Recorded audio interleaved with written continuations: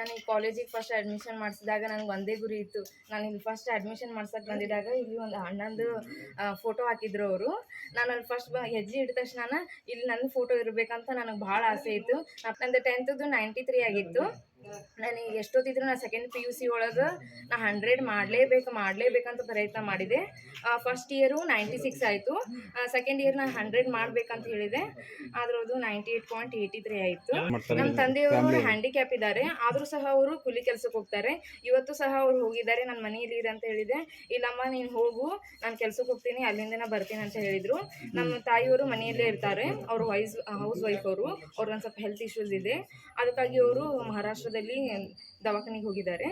ಭಾಳಷ್ಟು ಸಪೋರ್ಟ್ ಮಾಡಿಸಿದ್ರು, ಮೇಡಮ್ ಭಾಳಷ್ಟು ಸಪೋರ್ಟ್ ಮಾಡಿದ್ರು.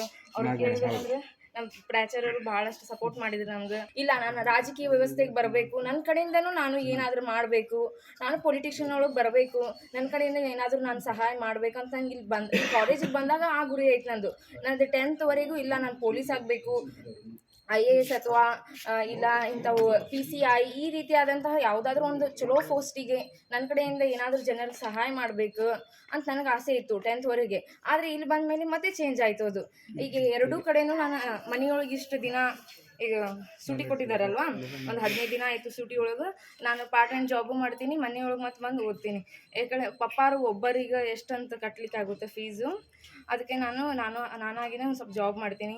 ಮತ್ತು ನಂದು ಫಸ್ಟ್ ಇಯರ್ ಆಯಿತು, ಸೆಕೆಂಡ್ PUC ಆಯಿತು, 10th ಯಾವುದೇ ರೀತಿಯ ನಾನು ಯಾರ ಮೇಲೂ ಡಿಪೆಂಡ್ ಆಗಿಲ್ಲ. ನಂದು ಸ್ಕಾಲರ್ಶಿಪ್ ಬರ್ತಿತ್ತು, ನಾನು ಸ್ಕಾಲರ್ಶಿಪ್ಲಿಂದ ಫೀಸ್ ಕಟ್ತಿದ್ದೆ. ಮತ್ತು ಮ್ಯಾಮ್ ಅವರೆಲ್ಲ ನಂಗೆ ಸಹ ಹೆಲ್ಪ್ ಮಾಡ್ತಿದ್ರು. ಅವ್ರು